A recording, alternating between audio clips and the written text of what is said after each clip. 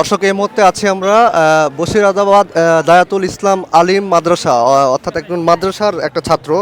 উনি এমন একটা স্মার্ট গ্লাস ফর ব্রেন পিপলের একটা সানগ্লাস তৈরি করেছে, যে সানগ্লাসটা অন্ধ মানুষদেরকে সিগন্যাল প্রদর্শন করবে যে সামনে কোনো কিছু আছে কি না, তাই তো? তো এই প্রজেক্টটা আমার কাছে অনেক সুন্দর লেগেছে এবং অনেক ভালো লেগেছে। এটা এই বিজ্ঞান মেলার সবচাইতে কম খরচের মধ্যে সবচাইতে গুরুত্বপূর্ণ একটি প্রজেক্ট বলে আমি মনে করি। তো এই প্রজেক্ট সম্পর্কে আমি তার কাছ থেকে একটু বিস্তারিত জানার চেষ্টা করবো। আসসালামু আলাইকুম ভাইয়া। আচ্ছা, কেমন আছেন আপনি? আলহামদুলিল্লাহ। আচ্ছা, আপনি কোন মাদ্রাসার ছাত্র? আমরা হচ্ছে বসিরাবাদ দাউতুল ইসলাম আলী মাদ্রাসার স্টুডেন্ট। আচ্ছা, আপনি যে প্রজেক্টটা তৈরি করেছেন এটা কিভাবে কাজ করে, এটা আমাদেরকে একটু প্র্যাকটিক্যালি দেখাবেন। আচ্ছা, এটা আমরা নাম দিয়েছি যে smart glass for blind people.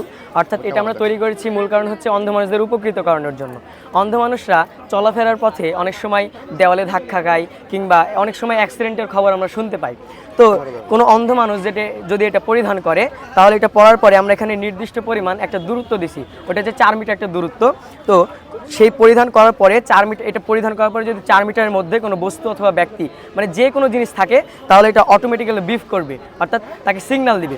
এবং যদি 4 মিটারের মধ্যে কোনো কিছু না থাকে, তাহলে সেটা আবার অটোমেটিক্যালি। আপনি এটা একটু আমাদেরকে প্র্যাকটিক্যালি দেখাবেন। যদি আমরা প্র্যাকটিক্যালি দেখাই, এটা আমরা অন করার পরে আপনি আমার 4 মিটারের মধ্যে আছে, অথবা এদিকে আমরা যদি দেখাই, এদিকে এই ছেলেটা আমার 4 মিটারের মধ্যে আছে, এই কারণে এটা বিপ করতেছে।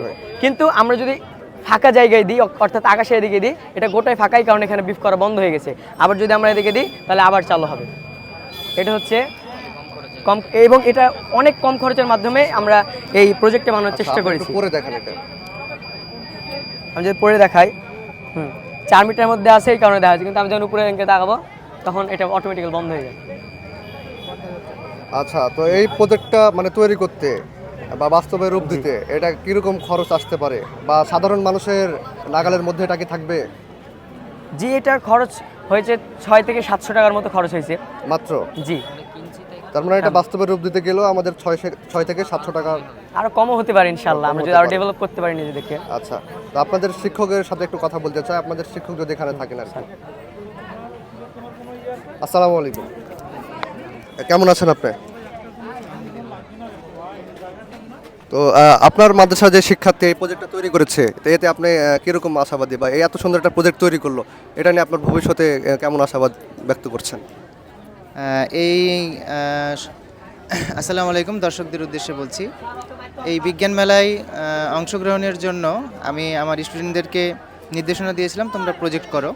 অ্যাকচুয়ালি আমি ওদেরকে সেইভাবে যে মানে প্রজেক্ট তৈরি করার ক্ষেত্রে হেল্প করেছি তা না, এগুলো ওদের মাথা থেকে এসেছে। আমি এটা ওদেরকেই ছেড়ে দিয়েছিলাম যে ওরাই নিজেরাই করুক, এবং ওরাই এই প্রজেক্টগুলো তৈরি করেছে এবং আমার খুব পছন্দ হয়েছে। ইনশাআল্লাহ সবারই পছন্দ হবে। তো এই যেটা স্মার্ট গ্লাসের কথা বলা হচ্ছে, এটা ওরা একটা তৈরি করেছে বলে হয়তো খরচটা বেশি মনে হচ্ছে। এটা যদি কমার্শিয়ালি বাজারে আসে, তাহলে খরচটা অনেক কমে আসবে। হ্যাঁ, এবং অন্ধ মানুষদের জন্য এটা সুবিধা হবে, তাদের পথ চলার ক্ষেত্রে সুবিধা হবে। এবং এখানে ওরা এই যে অটোমেটিক হ্যান্ড ওয়াশিং সিস্টেম চালু করেছে, যাতে জীবাণুমুক্তভাবে আমাদের হাতটা পরিষ্কার হয়। কারণ একই ট্যাপ বারবার হাত দিয়ে নাড়াচাড়া করলে ওটা সবার জীবাণু আবার হাতে লেগে যাচ্ছে। তো এটা অটোমেটিক হবে। একটু দেখাও। হ্যাঁ, মোহাম্মদ।